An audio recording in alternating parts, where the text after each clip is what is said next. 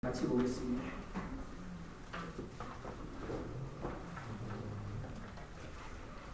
창세기 41장 37절에서 57절에 있는 말씀입니다. 41장 37절에서 57절에 있는 말씀, 다 읽어야 되지만 37절부터 45절까지만 교독하도록 하겠습니다. 37절을 우리 남자분들이, 38절을 여자분들이 봅니다. 시작. 노아와 그의 모든 사가 이 일을 좋게 여깁니다. 바로가 그의 신하들에게 이르되 이와 같이 하나님의 영에 감동된 사람을 우리가 어찌 찾을 수 있으리요 하고 요셉에게 이르되 하나님이 이 모든 것을 내게 보이셨으니 너와 같이 명철하고 질 있는 자가 없다. 너는 내 집을 다스리라. 내 백성이 다 내 명령에 복종하리니 내가 너보다 높은 것은 내 왕자가 뿐이니라. 바로가 또 요셉에게 이르되 내가 너를 애굽 온 땅의 총리가 되게 하노라 하고 자기의 분한 반지를 빼어 요셉의 손에 끼우고 그에게 생화로 옷을 입히고 금사슬을 목에 걸고 자기에게 있는 복음 수레에 들을 경우에 우리가 그의 앞에서 소리 지르기를 얻으리라. 바로가 그에게 애굽 전국을 총리로 다스리게 하였더라. 바로가 요셉에게 이르되 나는 바로라. 애굽 온 땅에서 내 허락 없이는 수종을 누릴 자가 없으리라 하고 같이 봅니다. 그가 요셉의 이름을 선나 가데아라 하고 오리 제사장 보디베라의 딸 아스낫을 그에게 주어 아내로 삼게 하니라. 요셉이 나가 애굽 온 땅을 순찰하니라. 아멘. 하나님, 우리 귀를 열어주십시오. 우리의 마음이 공토가 되게 하여 주십시오. 말씀 앞에 두려워 뚫림으로 받게 도와주시고 이 말씀이 살아있고 활력이 있으며 우리 가운데 누려지게 하셔서 우리 영이, 우리의 혼이, 우리의 관절과 골수가 찔러 쪼개어짐으로 우리를 시험하며 우리를 미혹하는 사단의 영의 역사가 떠나가게 도와주시고 우리 가운데 육신의 질병이 떠나가게 도와주시고 불신앙이 떠나가게 도와주시고 연약함이, 문제들이 나사렛 예수 이름으로 떠나가는 역사가 있게 하여 주시옵소서. 예수님의 이름으로 기도드리옵나이다. 아멘. 제목 같이 읽어보겠습니다. 시작. 사보나 바네아라는 제목으로 하나님 말씀 증가하도록 하겠습니다. 요셉이 어느 날 꿈을 꿉니다. 그 꿈은 형들의 곡식단이, 요셉의 곡식단에 절하는 꿈이었습니다. 또 한 번 꿈을 꿉니다. 해와 달과 11별이 요셉에게 절하는 꿈이었습니다. 사실 요셉이 꾼 꿈은 결코 이루어질 수 없는 꿈입니다. 왜냐하면 요셉은 야곱의 11번째 아들이었고 뛰어난 스펙이나 배경이 하나도 없었기 때문에 그렇습니다. 하지만 요셉이 꿈을 꾸고 싶어서 꾼 것이 아닙니다. 예레미야 33장 2절을 보면 하나님은 일을 성취하시며 일을 행하시며 일을 지으시는 분이다 라고 말씀을 합니다. 사람들이 정말 인정하기 싫어하는 것이 바로 이것입니다. 하나님이 내 삶을 계획하셨고 하나님이 계획하신 대로 행하시며 성취하신다 라는 겁니다. 내 삶이라고 여겼습니다. 그런데 내 삶이 아니라는 겁니다. 하나님의 목적하심을 이루기 위한 것이고 나는 단지 하나님의 뜻을 이루어드리는 도구적인 삶에 불과하다라고 말씀을 합니다. 그러니까 인정할 수 없는 겁니다. 인정하기 싫은 겁니다.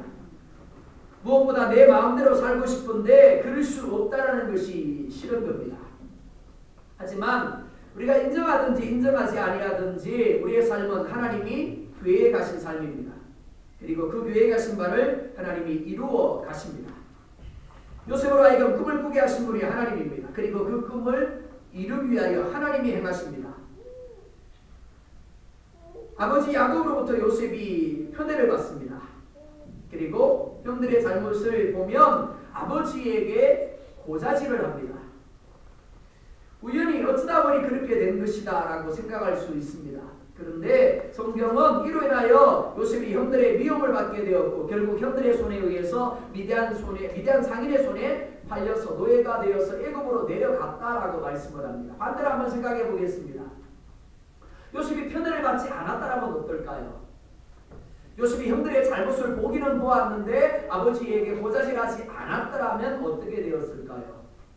꿈을 꾸었는데 그 꿈을 형들에게 이야기하지 않았더라면 어떻게 되었을까요? 1번, 그래도 노예가 되어서 애굽으로 내려갔을 것이다. 2번, 아버지의 사랑받는 아들로서 평생 살다가 죽었을 것이다. 몇 번일까요? 한번 여러분들이 생각해 보시기 바랍니다. 요셉이 애굽으로 내려가서 노예 자리에서 무려 11년을 있게 됩니다. 그리고 또한 옥에서 누명을 쓰고 지내게 됩니다. 이런 과정들만 본다라면 하나님이 그에 가신 삶이라고는 인정할 수 없는 모습입니다. 결코 하나님이 함께 하시는 모습도 아닙니다. 형들에 의해서 팔려서 노예가 되고 옥에 갇힙니다. 하지만 성경은 이를 요셉을 바로에게로 이끌기 위한 하나님의 섭리다라고 말씀을 합니다.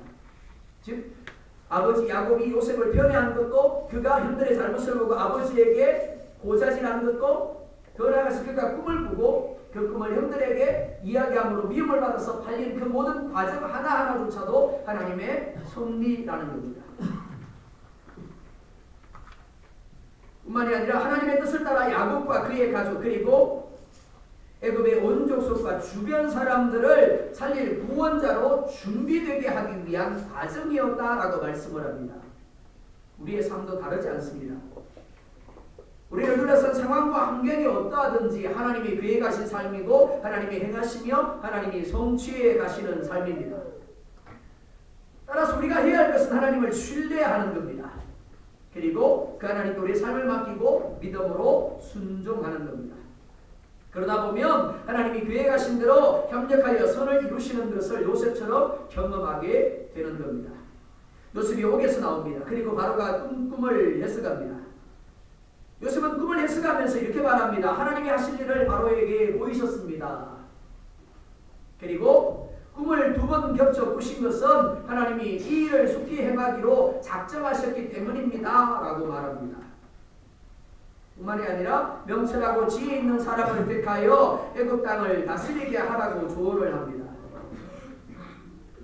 하나님이 말씀을 우리에게 주시는 이유가 바로 여기에 있습니다. 미래를 대비하게 하기 위함입니다. 영혼을 대비하게 하기 위함입니다. 하나님은 우리에게 말씀을 주시면서 알고 있으라 그렇게 말씀하지 않습니다. 알아라 그리고 행하라 라고 말씀을 합니다.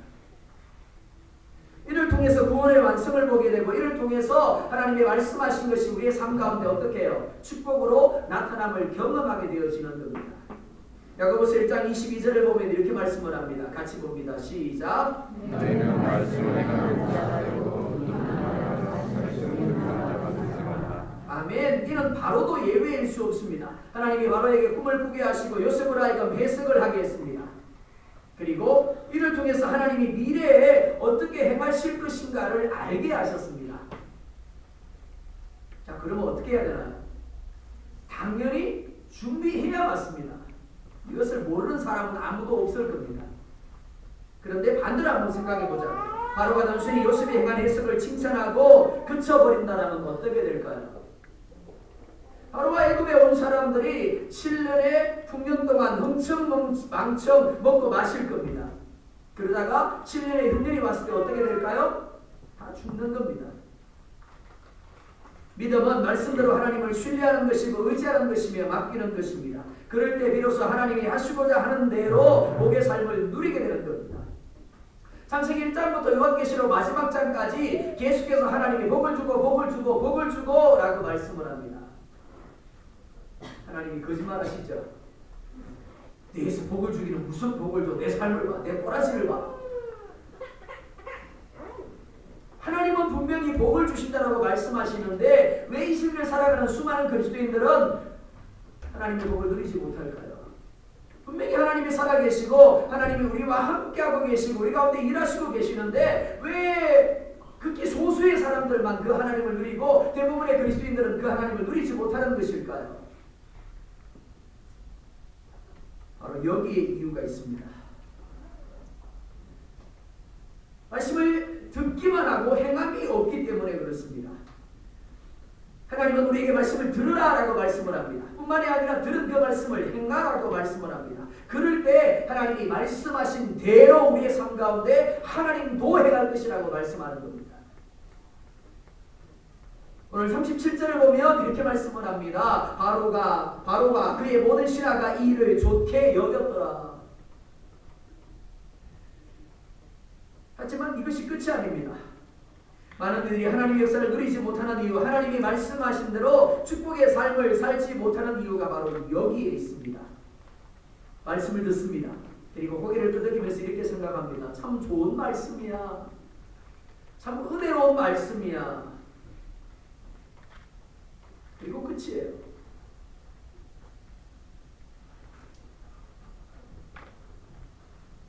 그 말씀에 순종함으로 말씀이 자신의 삶에 살아있게 해야 되는 겁니다. 그런데 갖가지 이유로 순종하지 못하기 때문에 하나님이 아무리 내가 너의 삶 가운데 이렇게 행할 거야, 내가 너의 삶 가운데 이렇게 역사할 거야 라고 보여줘도 듣게 해도 소용이 없는 겁니다. 이 시대 우리 자신들을 향하여, 그리스도인된 우리를 향하여 물어야 할 것이 무엇이가 하면 정말 내가 하나님의 말씀을 믿고 있는가, 그리고 그 말씀대로 순종하고 있는가 하는 겁니다. 만약 그런다면 우리의 삶 가운데 분명히 하나님의 말씀이 살아있고 하나님의 살아계심이 증거되어야 맞는 겁니다. 체험되어져야 맞는 겁니다. 그런데 그러지 못하는 겁니다.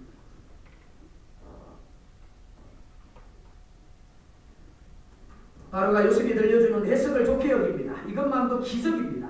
왜냐하면 요셉과 달리 바로는 하나님을 알지 못하는 이방인입니다. 더군다나 온갖 우상을 숭배하는 애굽의 왕입니다. 그런 사람을 향하여 요셉은 이렇게 말합니다. 바로여, 하나님이 온 세상을 주관하십니다. 그 하나님이 당신에게 하실 일들을 미리 알게 하셨습니다. 한번 생각해 볼까요? 바로가 어떤 사람입니까?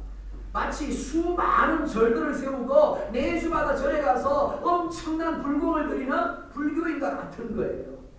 그 사람이 저희 옆집에 사는데 어느 날 꿈을 꿨대요. 제가 그 이야기 듣고 그러는 겁니다. 그분에게 하나님이 온 세상을 주관하십니다. 하나님이 당신에게 꿈을 꾸게 했고, 꿈을 꾸게 하신 것은 하나님이 하실 일을 당신에게 미리 보여주신 겁니다. 또 그 사람이 저한테 뭐라 그럴까요? 주여, 그렇다고 대놓고 막 그러시면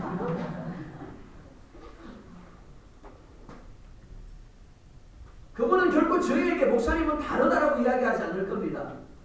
그분은 저희에게 목사님은 역시 영험하신 분입니다라고 말하지 않을 겁니다. 여러분들이 말한 것처럼 미쳤다라고 말할 겁니다. 헛소리하고 있네요 라고 말할 겁니다. 그게 정상이에요.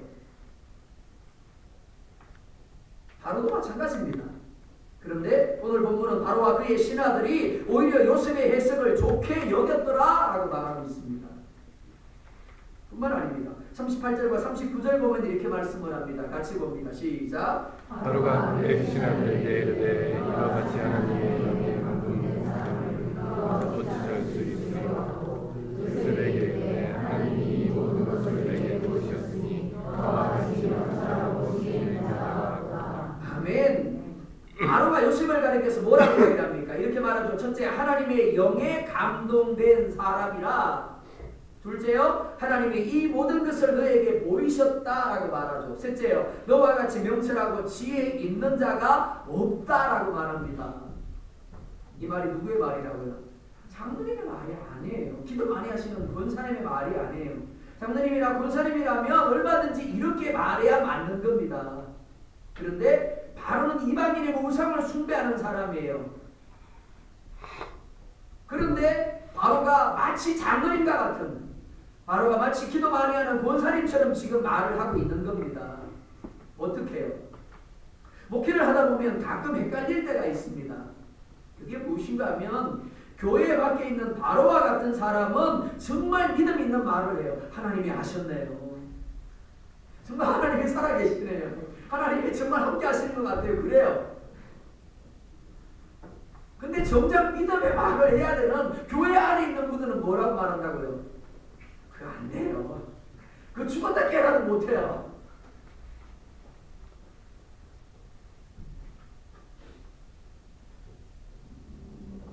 말씀을 읽을 때 그냥 재미있다 없다를 읽으시면 안 됩니다. 말씀은 하나님이 세상의 주인이시고 그 하나님의 역사를 어떻게 이끌어 가시는가를 보여주고 있습니다. 요셉의 삶을 우연으로 보면 안 됩니다. 요셉이 아버지의 야곱의 편애를 받은 것도, 그가 형들의 잘못을 아버지에게 고자질한 것도 모두 하나님의 섭리 안에 있습니다. 왜냐하면 형들의 미움을 받아야 합니다. 그리고 팔려야 하기 때문에 그렇습니다. 이는 요셉이 꾼 꿈도 마찬가지입니다. 요셉이 꾸고 싶어 꾼 꿈이 아닙니다.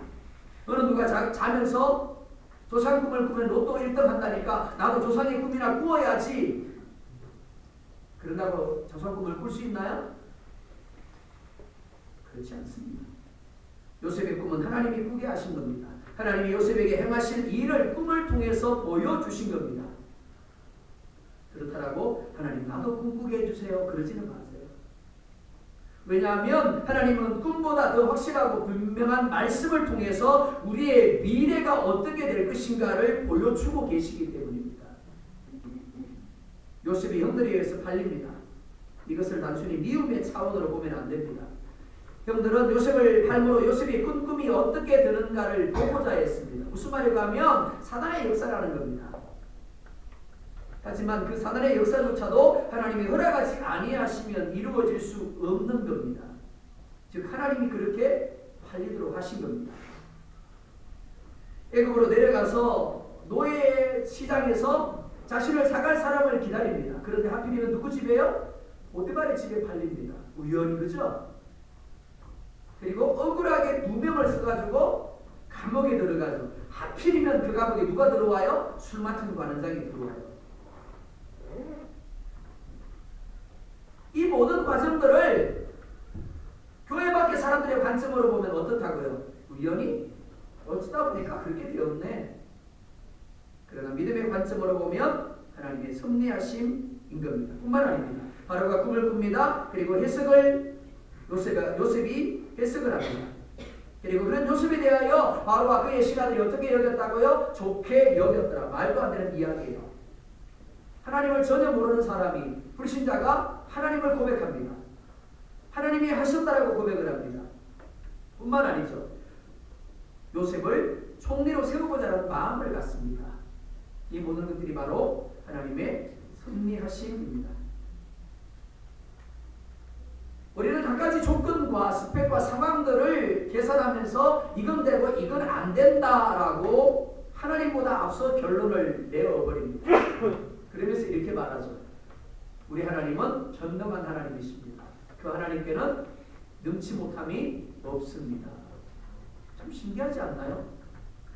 조금 전까지만 해도 우리는 가진 게 이거밖에 안 되니까, 우리의 상황이 이러니까, 우리의 스펙이 이러니까 우리는 절대 안 돼. 그런데 돌아서자마자 뭐라고 그래요? 우리 하나님은 능치 못함이 없는 전능한 하나님이세요. 하나님은 우리가 가진 조건과 스펙과 상황에 매여서 일하시는 분이 아닙니다. 오히려 그 모든 조건을 뛰어넘어 일하시는 전능한 하나님이십니다. 41절에 보면 이렇게 말씀을 합니다. 바로가 또 요셉에게 이르되 내가 너를 애굽 온 땅의 총리가 되게 하노라 하고. 이 말씀을 읽으면서 요셉이 그렇게 고생하더니 결국 해냈구나 라고 생각하시면 안 됩니다. 그렇게 생각하게 되면 지금까지 고생했으니까 이제부터는 좀 편히 살고 좀 더 즐기고 누리자 라고 생각할 수밖에 없습니다.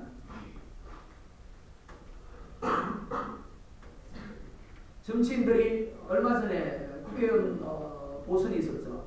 그리고 지방자치 선거가 있었습니다. 선거할 때만 해도 90도로 유권자들에게 고개를 숙이면서 섬기겠습니다. 청렴하게 일하겠습니다. 라고 이야기를 하죠. 근데 막상 당선되고 나면 어떻습니까? 나중에 가보면 통장에 이상한 돈이 들어가 있고 배가 더 많이 나와 있고 그렇습니다. 왜 그렇습니까? 지금까지 내가 돈을 쏟았으니까 내가 끌어모아야 되겠다라고 생각하기 때문에 그렇습니다. 많은 그리스도인들이 정치가로 세움을 입습니다. 직장에서 높은 자리에 승진을 합니다. 그리고 사업이 번창합니다. 분명히 우리는 그런 자리들을 통해서 그리스도인은 다르다라는 것을 보여주어야 합니다. 그것이 무엇이라면 자기 자신이 그곳에 세워진 것이 하나님의 특별한 목적, 특별한 사명을 감당케 하기 위한 것임을 보여주어야 하는 겁니다. 그런데 뭐 물어볼까요? 그렇던가요? 그리스도인 대통령이 다르죠? 그리스도인 총리가 다르죠. 그리스도인 국회의원이 다릅니다. 그리스도인 사업가가 다르고 그리스도인 직장인이 다릅니다. 달라야 맞습니다. 근데 다르지 않습니다. 왜 그럴까요? 하나님이 나를 세우셨다라는 것을 인정하지 못하기 때문에 그렇습니다. 하나님이 나를 세우셨으니까 하나님의 영광이 드러나야 되고 주변 사람들이 나를 보면서 하나님의 존재를 고백할 수 있어야 되는 겁니다. 요셉이 총리가 됩니다. 하지만 우리는 총리라는 그 자리에 초점을 맞추면 안 됩니다. 요셉이 어떻게 총리가 되었는가에 초점을 맞춰야 됩니다. 하나님이 하나님의 계획하신 그 목적을 이루기 위해서 요셉을 그 자리에 세우신 겁니다. 그러니까 요셉은 당연히 자기의 뜻이 아니라 자기의 마음이 아니라 자기 자신을 그 자리에 세우신 하나님의 목적에 반응할 수 있어야 되는 겁니다. 이를 위해서 42절과 43절에 보면 이렇게 말씀을 합니다. 같이 보겠습니다. 시작. 자기의 인장 반지를 빼어 요셉의 손에 끼우고 이에 세상으로 옷을 입고 금사슬을 목에 걸고 자기에게 있는 원수들의 애교를 병해 우리가 그의 앞에서 소리지르기를 엎드려 알아보라. 바로가 그에게 애국 전국을 총리로 다스리게 하였더라. 아멘. 자, 옆 사람 한 번 더 보겠습니다. 한번 보실까요? 믿을만 한가요? 네. 대답 안 하신 분 계셨습니다. 네, 아멘 안 하신 분 계셨어요. 누구라고 저한테 오시면 제가 알려줄게. 정말 믿을 수 있으신가요? 저는 가끔 신문을 보다 보면 치를 뜹니다. 아내가 보험금 때문에 남편을 죽였대요. 어떻게 이런 일이? 근데 믿을 수 있으세요? 자, 출애굽기를 보면 출애굽기 1장을 보면 애굽의 왕조가 바뀝니다. 요셉 시대에 함께했던 왕조가 아니라 다른 왕조, 원래 애굽 본토인의 왕조로 바뀌어져요. 그러니까 구테타가 일어난 거예요. 그러니까 누구도 믿을 수 없는 상황이라고 할 수 있습니다. 근데 그런 상황에서 바로가 어떻게 해요? 너 총리해. 그럼 끝나도 상관이 없는 거예요. 그런데 어떻게 했다고요? 첫째, 바로가 자기의 인장반지를 빼어서 요셉의 손에 끼워 주었다라고 말합니다. 인장반지는 왕을 상징하는 반지입니다. 특별히 어떤 것을 결정하고 인준할 때 도장처럼 사용하는 반지가 바로 인장반지입니다. 그러니까 지금 바로는 단순히 요셉을 총리로 세우는 것만이 아니라 자신은 그냥 왕이라는 이름만 가지고 있고 모든 결정권을 누구에게 해요? 요셉에게 다 넘겨주는 거예요. 네 마음대로 말을 먹든지 뭐 다 해라. 그리고 넘겨주는 거예요. 어떻게 그럴 수가 있나요? 요셉이 혹 다른 마음을 먹고 쿠데타라도 일으키면 꼼짝없이 자기는 죽어야 되는 겁니다. 왕이 자리에서 쫓겨나야 되는 겁니다. 그런데도 불구하고 인장반지를 빼어 주었더라 라고 말합니다. 왕이 가지고 있는 모든 권세와 권력을 그에게 주었다라는 겁니다. 뿐만 아닙니다. 세마포 옷을 입혀주고 금사슬을 목에 걸어 주었다라고 말합니다. 이는 명예와 권세를 상징합니다.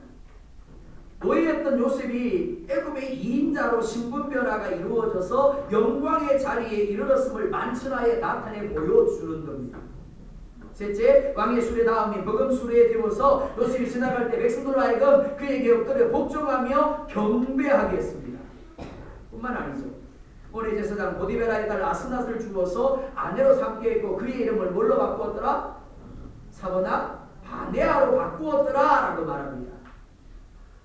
사바나 바네아의 정확한 의미는 알 수가 없습니다. 그런데 보편적으로 해석을 할 때 두 가지 의미로 해석을 합니다. 첫째는 생명의 공급자라는 의미입니다. 무슨 말인가 하면 7년의 흉년의 기간 동안 애굽 온 백성들과 주변 나라 사람들이 어떻게 해요? 죽어야 맞습니다. 그런데 그 사람들을 살릴 자라는 의미입니다. 두 번째는 신이 함께 하셔서 계시하는 자라는 의미입니다.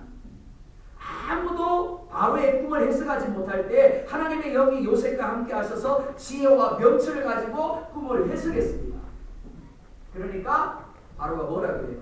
너는 하나님이 함께하는 자이고 하나님의 영이 너로 하여금 계시하는 자구나. 이런 의미가 사고나 반해합니다. 이 이름만으로도 사람들은 요셉이 어떤 존재인가를 알기에 충분했을 겁니다. 하나님 요셉을 단순히 총리의 자리에 세우는 것이 아니라 이토록 온 백성이 알도록 높여주시는 이유가 무엇입니까?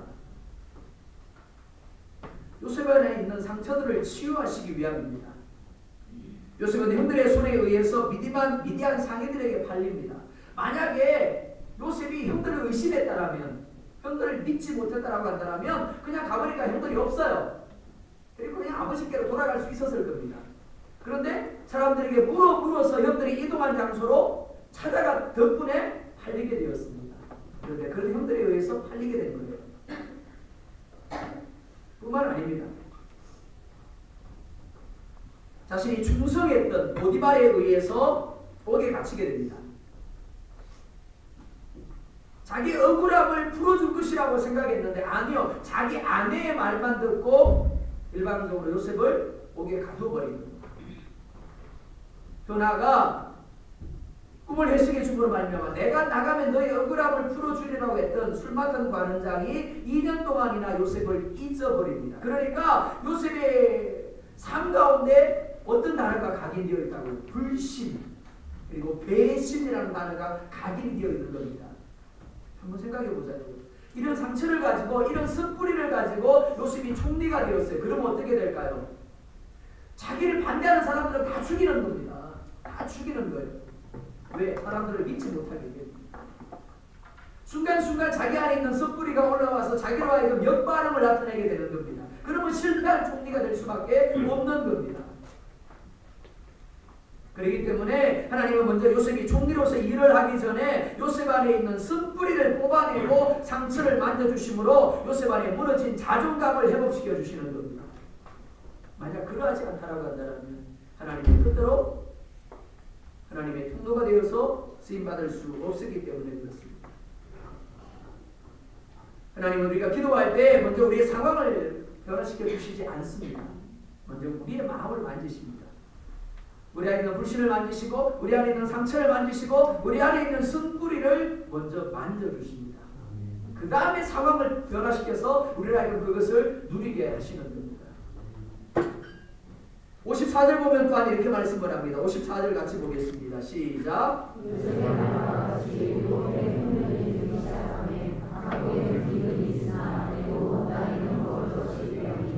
아멘. 요셉의 말과 같이라고 말씀을 합니다. 하지만 실상은 하나님께서 하실 일을 미리 보여주신 대로가 맞습니다. 하나님은 바로에게 보여주신 대로 7년 동안 흉년을 주심으로 셀 수 없을 정도로 각 성읍에 소출을 쌓게 하십니다. 뿐만 아닙니다.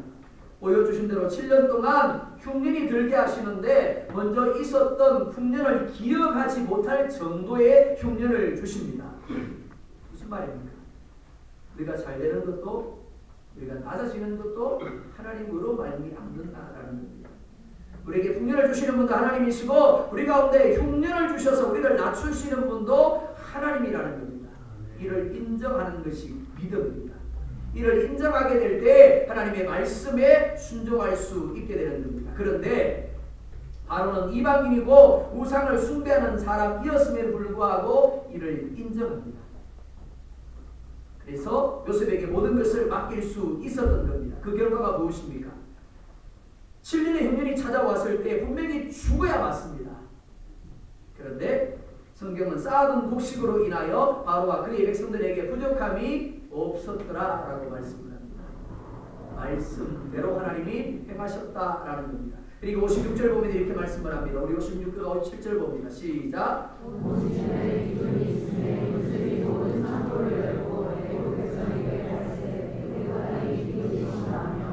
각국 백성도 양식을 차리고 애굽으로 들어와 요셉에게 이르렀으니 기근이 온 세상에 심함이었더라. 아멘. 온 시민에 기근이 있었더라. 그리고 그로 인하여 요셉이 창고를 열어서 애굽 백성과 각국 백성에게 양식을 팔아서 기근 중에서 그들의 필요를 공급했다라고 말씀을 합니다. 창세기 39장을 보면 요셉이 이끌려 애굽으로 내려갔다라고 말씀을 합니다. 누가 요셉을 이끌어갔습니까? 드러난 것은 미디안 상인이지만 실제적으로 요셉으로 하여금 애굽으로 내려가게 하신 분은 하나님이십니다. 그래서 요셉도 형들 앞에서 이렇게 고백을 합니다. 당신들이 나를 판 것이 아니라 하나님이 당신을 구원하기 위해서 나를 먼저 보내셨습니다. 하나님이 보내셨다라고 말합니다. 하나님의 이끄심, 하나님의 함께하심은 단지 요셉이 총리가 되었을 때만 특별하게 주어진 것이 아닙니다. 요셉이 형들에 의해 팔릴 때도, 요셉이 노예로 보디발의 집에 있을 때도, 그리고 그가 누명을 쓰고 옥에 갇혀 있을 때도 하나님은 여전히 요셉과 함께하고 계셨고 요셉을 이끌고 계셨습니다. 왜냐하면 요셉에게 주신 꿈, 요셉을 통해서 7년의 흉년 동안 애굽과 주변에 수많은 사람들을 살리고 야곱의 가족들을 애굽으로 내려오게 하셔서 큰 민족을 이루게 하셔야 되었기 때문입니다. 창세기 39장 2절을 보면 이렇게 말씀을 합니다. 같이 봅니다. 시작. 여호와께서 요셉과 함께 하심으로 그가 영원한 자가 되어 그의 주의 그 사람의 집에 있으니. 아멘. 여러분들에게 묻습니다. 여러분들은 형통한 사람입니까? 아멘 안 하고 제가 지금 느껴맞죠? 한 번 더 물을까요? 여러분들 형통한 사람 맞습니까? 아멘. 맞습니다. 많은 사람들이 오해하는 것이 바로 이것입니다. 그리스도인들에게 있어서 형통은 사업이 정신없을 정도로 잘 되는 것만이 아닙니다. 직장에서 초고속으로 승진하는 것만이 형통이 아닙니다. 내 삶이 내가 원하는 대로 이루어지는 것만이 형통이 아닙니다. 하나님이 함께 하시는 것이 형통이고 하나님의 이끄심을 통하여 하나님이 원하시는 사람으로 만들어져 가는 것, 하나님의 뜻을 이루어 드리는 사람이 되는 것, 바로 그것이 형통인 줄 믿으시기 바랍니다. 요셉이 두 아들을 낳습니다. 51절 보면 이렇게 말씀을 합니다. 요셉이 그의 장남의 이름을 므낫세라 하였으니 하나님이 내게 내 모든 고난과 내 아버지의 온 집을 잊어버리게 하셨다 하며, 요셉은 참 힘겨운 삶을 살았습니다. 17세라는 어린 나이에 다른 사람도 아닌 형들에 의해서 빨려서 애굽의 노예가 되었습니다. 뿐만 아니죠. 노예의 자리도 힘들고 서러운데 누명을 쓰고 옥에 갇히게 됩니다. 무려 13년 동안 이런 삶을 살았습니다. 내일에 대한 희망이 철저하게 무너져 버렸고 내일은 나아질 것이라고 기대할 수 없는 그런 삶입니다. 그런데 요셉이 뭐라고 고백합니까?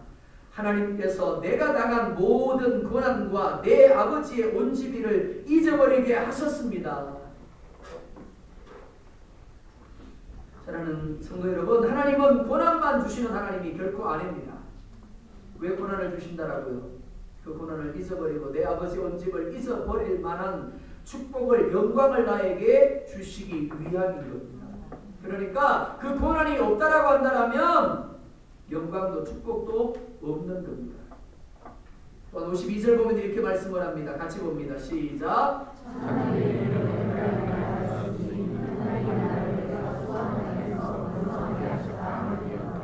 아멘. 우리가 고난의 때를 지나 번성할 때 결코 잊지 말아야 할 것이 있습니다. 그것은 고난을 주시는 분도 하나님이시고 나로 하여금 수고하는 땅에서 번성하게 하시는 분도 하나님이시라는 겁니다. 우리 교회가 단원들이 먼 땅에 와서 기관들에 가서 섬기게 됩니다.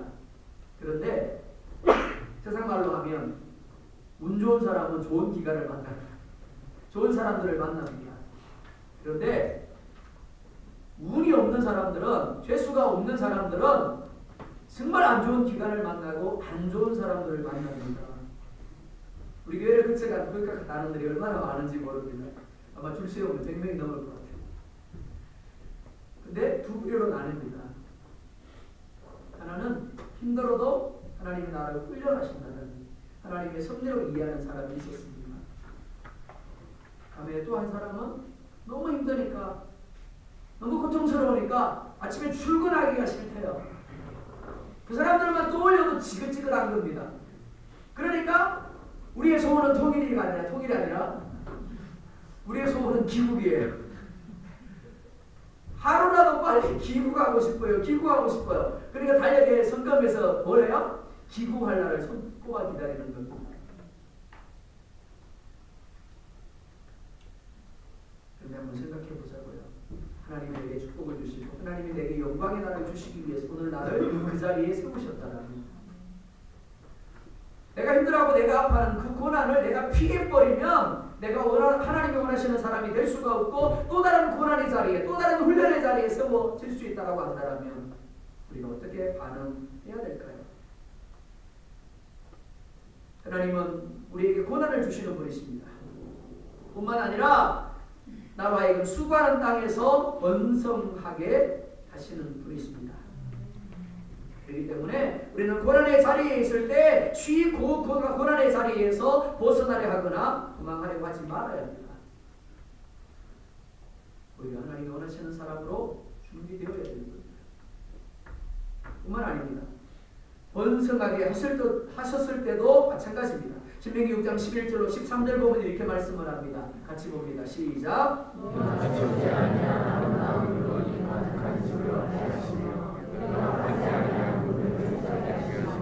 내가 심지 아니한 고도원과 감람나무를 차지하게 하사 네게 배불리 먹게 하실 때 너는 조심하여 너를 애굽 땅 종되었던 집에서 인도하여 내신 여호와를 잊지 말고 내 하나님 여호와를 경외하며 그를 섬기며 그의 이름으로 맹세할 것이니라. 아멘.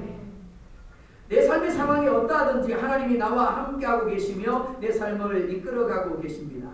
그리고 나로 하여금 얻게 하시고 누리게 하시는 이가 하나님이십니다. 이를 인정해야 합니다. 이것이 믿음입니다.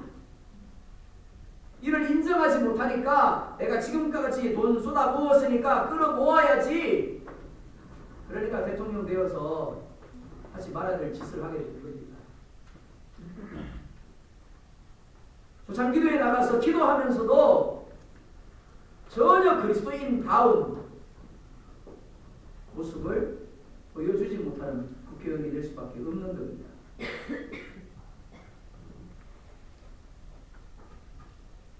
나를 이 땅에 거하게 하신 분이 하나님이십니다. 즉 하나님의 섭리하심이고 하나님의 목적하심이 있다라는 겁니다. 그렇기 때문에 나의 상황을 핑계하지 마시기 바랍니다. 나는 아무것도 없는데요, 나는 할 수 없는데요, 나는 너무 바쁜데요 하지 마시기 바랍니다. 그 상황을 하나님이 주신 겁니다. 따라서 그 상황 속에서 하나님이 주시는 메시지에 귀를 기울이시기 바랍니다. 그리고 하나님의 목적, 하나님의 일하심을 찾으시기 바랍니다. 그러면 견딜 수 있습니다. 그러면 찬송할 수 있습니다. 무엇보다 교만하지 않게 됩니다. 바로는 요셉의 이름을 사바낫 바네아라고 고쳤습니다. 그냥 좋은 이름이라고 붙여준 것이 아닙니다. 왜냐하면 하나님이 요셉을 사바낫 바네아로 세우셨기 때문에 그렇습니다. 그리고 바로가 요셉을 볼 때 사바낫 바네아로 보였기 때문입니다.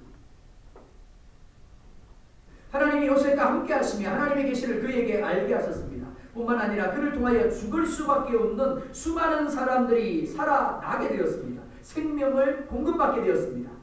이것이 뭐라고요? 사바낫 바네아입니다. 요셉은 하나님의 영에 감동된 사람이었고 명철과 지혜가 있는 사람이었습니다. 어떻게 요셉이 이렇게 되었을까요? 노예와 옥에 있었던 13년의 시간들이 그를 그렇게 만들고 훈련한 겁니다. 어떤 사람에게는 고난과 부족이 절망과 실패의 시간으로 인식됩니다. 하지만 어떤 사람에게는 그 시간이 기도의 시간이 됩니다. 그리고 하나님 앞에 더 가까이 나아가는 시간이 됩니다. 요즘 유튜브나 인터넷에 레시피가 얼마나 많이 넘쳐나는지 모릅니다. 근데 신기해요. 같은 레시피인데 누가 하느냐에 따라서 맛이 전혀 다릅니다. 왜 그럴까요? 같은 환경, 같은 시간입니다. 같은 상황입니다. 하지만 같은 레시피를 줘도 사람에 따라 맛이 다른 것처럼 어떻게 반응하느냐에 따라서 내일의 우리의 모습이, 미래의 우리의 모습이 전혀 다른 모습으로 나타날 수 있는 겁니다. 믿음의 사람들에게는 동일하게 성령 하나님이 함께하고 계십니다. 그 성령 하나님이 어떤 일을 하신다고요? 예수님의 모든 말씀을 생각나게 할 것이다. 모든 것을 가르쳐 줄 것이다. 그리고 장례들을 보게 하실 것이다. 요셉에게 누가 역사하셨다고요? 성령 하나님이 역사하신 겁니다. 말씀을 생각나게 해주시고 그가 어떻게 해야 될 것을 가르쳐 주시고 장례들을 보게 하신 겁니다. 그게 사바낫 바네아예요. 근데 그게 끝이 아니에요. 그 다음에 어떻게 하라고요? 나가서 사고나 반야가 되어야 되는 겁니다. 요셉을 그렇게 만드신 하나님이 예수님과 함께 하시며 예수님으로 하여금 사고나 반야가 되게 하셨습니다. 성령이 예수님과 함께 하게 하셨죠? 뿐만 아니라 예수님을 십자가에서 죽게 하심으로 말미암아 수많은 사람들이 생명을 공급받게 하신 겁니다. 요셉에게 역사하셨던 하나님, 예수님에게 역사하셨던 하나님, 요셉과 예수님을 사바낫 바니아가 되게 하신 하나님이 오늘 우리에게 동일하게 사바낫 바니아가 되라고 말씀하십니다. 그런데 그렇게 되게 하기 위해서 우리에게 어느 자리에 세우신다고요? 고난의 자리에 세우시는.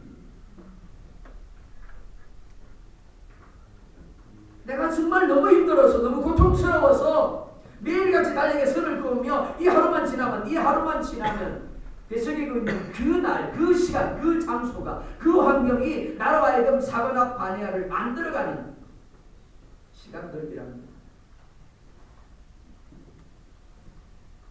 고난을 통해 하나님의 주인 되심을 온전히 인정하고 성령 하나님과 더 깊은 교제를 나눔으로 날마다 예수님의 말씀을 생각나게 하시며 모든 것을 가르쳐 주시며 장래들을 보게 하심으로 하나님이 함께 하셔서 계시하는 사람이 되기를 원하십니다.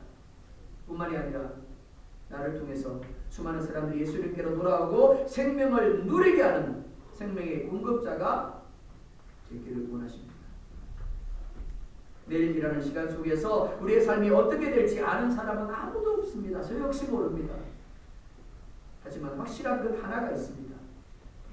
하나님이 우리와 함께하고 계시고 우리의 삶을 이끌어가고 계시고 나를 수많은 사람들을 위한 축복의 통로로, 계시의 통로로, 생명의 통로로, 즉 사바낫 바니아가 되게 하기를 원하신다라는 겁니다. 그러니까 어떤 상황에서도 하나님을 신뢰하시기 바랍니다. 그리고 요셉처럼 상황이 아니라 하나님과의 관계의 말씀 묵상과 기도로 반응하시기 바랍니다. 그리고 기대하십시오. 요셉을 통하여 하나님이 역사하신 것처럼 나를 하나님이 어떤 모습으로 사바낫 바니아로 쓰실까를 기대하세요. 그러면 견뎌낼 수 있는 겁니다. 그럼 버틸 수 있는 겁니다. 그러면 어떻게 해요? 원망이 아니라 불평이 아니라 찬송할 수 있는 겁니다. 그곳에 하나님의 치유하심과 그리고 하나님의 계시하심이 그리고 하나님의 높이심이 무엇보다 우리를 통해서 수많은 사람들을 하나님께 돌아오게 하고 생명을 누리게 하는 생명의 공급자로 사용하실 겁니다. 그래야 되는 주님을 축원드립니다. 기도하겠습니다. 1분만 기도할게요.